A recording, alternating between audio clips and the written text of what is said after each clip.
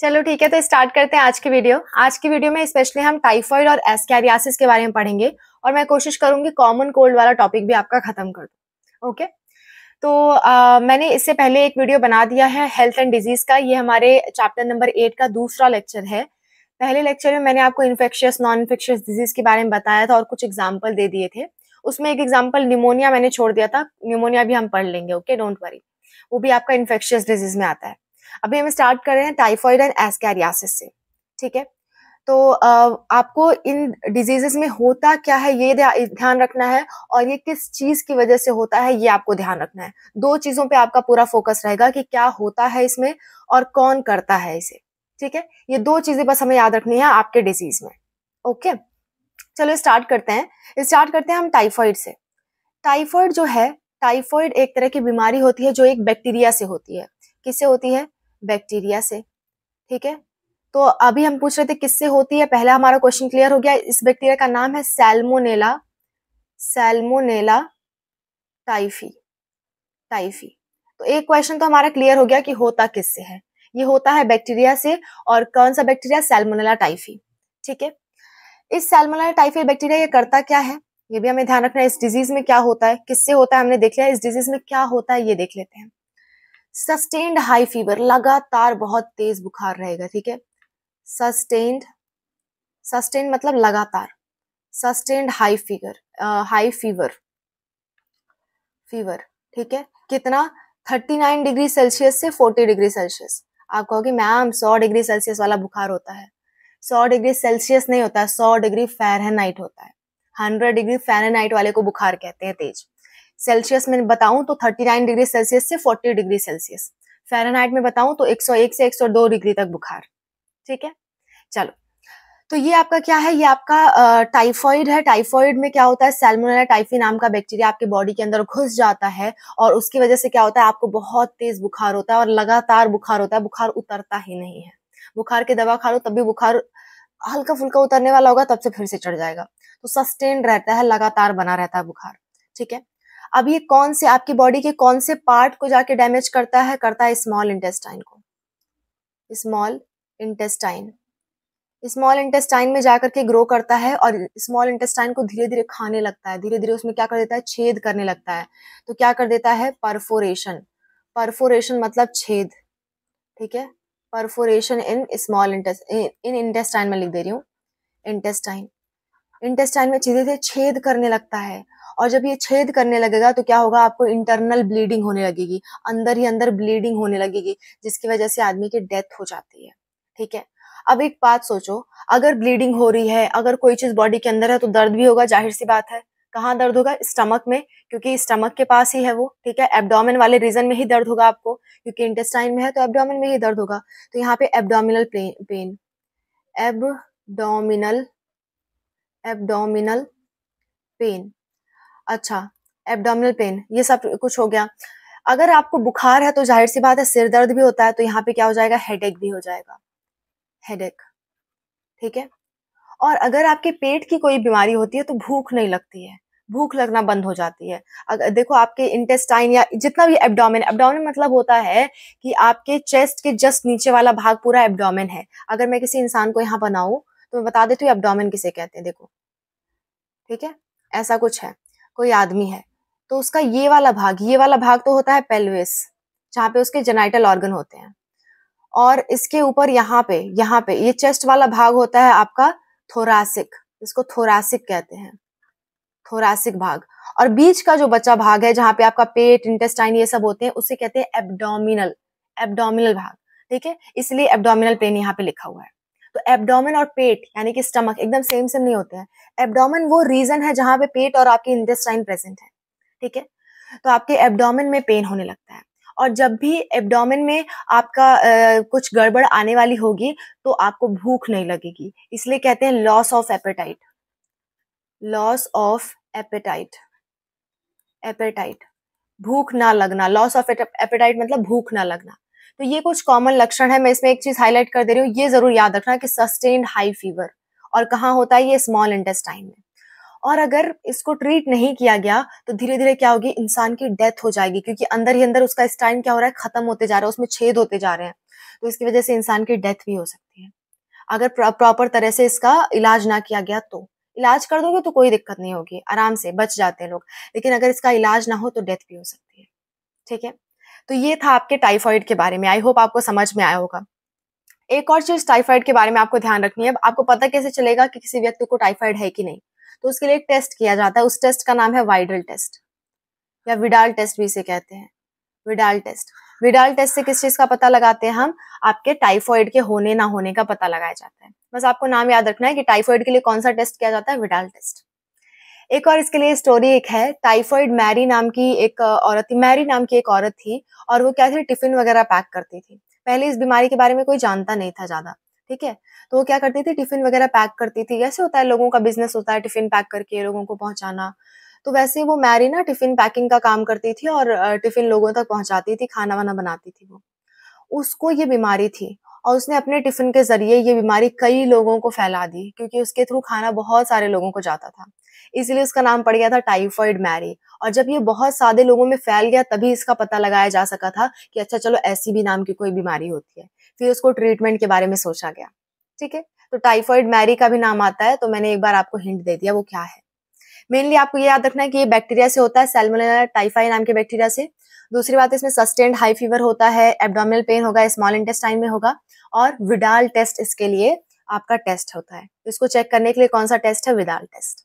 इतनी बातें आपको टाइफाइड में याद रखनी है। बढ़ते हैं एस्कैरियासिस की तरफ। ठीक है, एस्कैरियासिस यहाँ पे मैं लिख देती हूँ, एस्कैरियासिस। एस्कैरियासिस, एस्कैरियासिस मतलब होता है एस्कैरिस से होने वाले डिजीज। एस्कैरिस एक आपका ऑर्गेनिज्म है, एस्कैरिस। ठीक है, केचुए की तरह लगता है, ये एकदम केचुए की तरह लगता है, व्हाइट कलर का। आपने सुना होगा पेट के केचुए, वो यही है, एस्कैरिस है। जो पेट का केचुआ बोला जाता है ना, कि पेट में केचुए पड़ गए हैं, ऐसा हो गया है, तो वो एस्कैरिस की ही बात करते हैं। तो ये व्हाइट कलर का, ऐसे लंबे लंबे व्हाइट कलर के होते हैं। ठीक है, और जैसे हम लोग मैमल्स में आते हैं, मैमल्स क्लास में आते हैं, और अगर मैं फाइलम पूछूं तो हमारा फाइलम क्या आता है, कॉर्डेटा। ठीक है, कॉर्डेट फाइलम में आते हैं, हमारे वर्टिब्रल कॉलम है, तो हम लोग मैमल्स में आते हैं। तो ये लोग किस में आते हैं, ये लोग आते हैं नेमेटोड फाइलम में, नेमेटोड। और इसी फाइलम का दूसरा नाम होता है एस्केहेलमिन्थ, एस्के एस्केहेलमिन्थ। ओके, एस्केहेलमिन्थ, इसे नेमेटोड या एस्केहेलमिन्थ कहते हैं। किसको, एस्कैरियास को, क्योंकि ये इस किंगडम, इस फाइलम के अंदर आता है, नॉट किंगडम, इस फाइलम के अंदर आता है। हर एक ऑर्गेनिज्म को अलग अलग पार्ट में डिवाइड किया गया है, तो ये एक पार्ट है जिसके अंदर एस्कैरियास और उससे मिलते जुलते जितने भी ऑर्गेनिज्म है इस पार्ट के अंदर आते हैं। ठीक है, तो आपसे ये भी पूछा जाता है कि ये कौन से फाइलम के ऑर्गेनिज्म से होने वाली बीमारी है, तो आप कहोगे नेमेटोड फाइलम, एस्केहेलमिन्थिस वाला। और ये क्या होते हैं, गोल गोल होते हैं। अगर आप देखोगे कुछ ऐसे पेन की तरह, ऐसे गोल गोल गोल गोल, चिपटे नहीं होते हैं, पूरी तरफ से गोल होते हैं, तो इसको राउंड वॉर्म भी कहा जाता है। इनको हम राउंड वॉर्म भी कहते हैं। कीड़े हैं तो वॉर्म, राउंड है, गोल गोल। गोल मतलब कि ऐसे गोल, ये नहीं कि पूरा गोल हो गया, नहीं नहीं, उसका ऐसे ऐसे सिलेंडर की तरह समझ सकते हो, इस तरह से गोल, इस तरह से चिपटे नहीं है, गोल है। ठीक है, और लंबे होते हैं। ठीक है, तो इसको राउंड वॉर्म भी कहा जाता है। ठीक है, तो ये तो बात हो गई कि ये किससे हुआ। ठीक है, तो एस्कैरियासिस होता है आपके एस्कैरियास से। ठीक है, एस्कैरिस से। ये आपका पहला पॉइंट क्लियर। दूसरा पॉइंट, इसमें होता क्या है, इस डिजीज में क्या होता है, तो अगेन फिर से ये स्मॉल इंटेस्टाइन के डिजीज है। जैसे कि आपका टाइफाइड स्मॉल इंटेस्टाइन में होता था, ये भी स्मॉल इंटेस्टाइन में होगा। ठीक है, ये क्या करेंगे, स्मॉल इंटेस्टाइन में घुस जाएंगे और स्मॉल इंटेस्टाइन को ब्लॉक कर देते हैं। अगर इतना ज्यादा रिप्रोडक्शन हो जाए तो वो ब्लॉक हो जाती है, आदमी की फिर धीरे धीरे डेथ भी हो सकती है अगर इंटेस्टाइन पूरी तरह से ब्लॉक हो जाए। तो ये बहुत तेजी से इंटेस्टाइन में ग्रो करते हैं, वहां पे खाना वाना खाते हैं, अपना जो हम खाना खाएंगे वो ये खा जाएंगे सारे।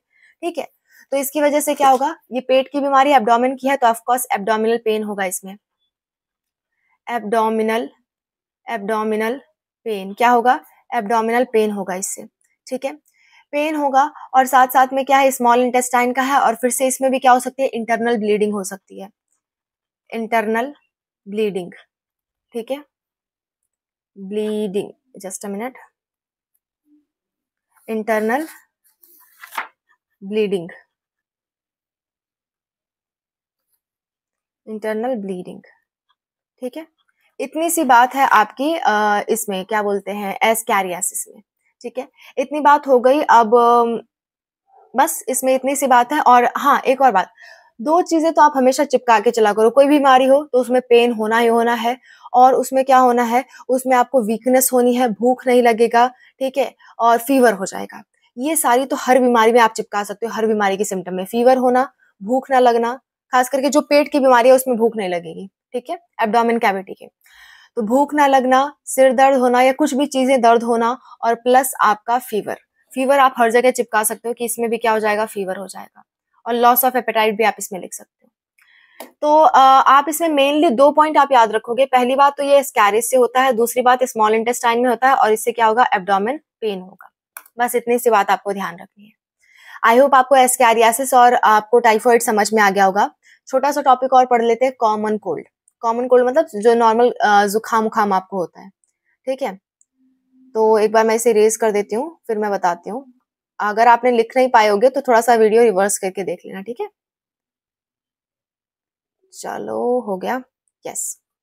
देखो, आपको क्या पढ़ना है, आप common cold, just a minute, colour बदल लेने दो। कॉमन कोल्ड, बदला ही नहीं, यस, कॉमन कोल्ड।